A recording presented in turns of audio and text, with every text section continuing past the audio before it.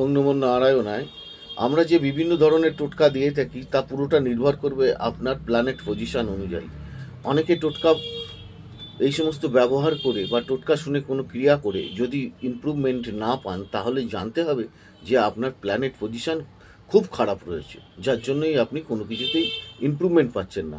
তবে যে যে জিনিসগুলো বলছি, কিছু হলেও আপনারা ইমপ্রুভমেন্ট পাবেন, একদম এটা গ্যারেন্টি দিয়ে আমি বলতে পারি। যদি কোনো অসুবিধে পড়েন তাহলে অবশ্যই কল করবেন, আমি সমাধানের চেষ্টা করব। তো যাই হোক, যারা খুব কাজের মধ্যে বাধা পাচ্ছেন তারা কিন্তু বৃহস্পতিবার দিন একটি কাজ করবেন, কোনো রকম জামা কাপড় ধোবেন না বা কাচবেন না।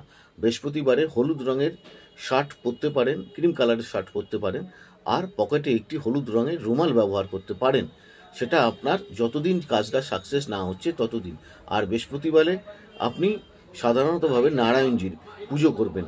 যদি নারায়ণজির পুজো না করতে পারেন, ওং নমঃ নারায়ণায় এই মন্ত্রটি জপ করতে পারেন এবং চলাফেরার পথেও জপ করতে পারেন। তার কারণ হৃদয় আমাদের ভগবান অবস্থান করছে। আচ্ছা, নিজের মা বাবা ছাড়াও গুরুজন ব্যক্তি যারা আছে তাদেরকে প্রণাম করে প্রতিদিন কাজে বেরোনোর চেষ্টা করবেন। যদি মা বাবা না থাকে, গুরুজন ব্যক্তিকে অন্তত সম্মান করবেন। আর আপনার ঘরে যদি কোনো ভিক্ষুক আসে, ফেরাবেন না।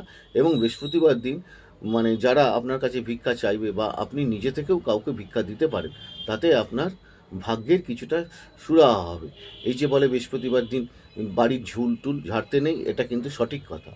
আপনি অন্যান্য দিন ঝুল ঝাড়বেন, বা আপনার যা বার যদি বৃহস্পতিবারে জন্ম হয় তাহলে কিন্তু আপনি গায়ে সাবান দেবেন না, এবং আপনার যে জামা কাপড়গুলো আছে তাতেও সাবান দেবেন না বা কাচবেন না।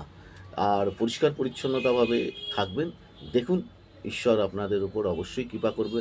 ভালো থাকুন, লাইক শেয়ার সাবস্ক্রাইব করুন, অনুষ্ঠানগুলো শুনুন এবং দেখুন।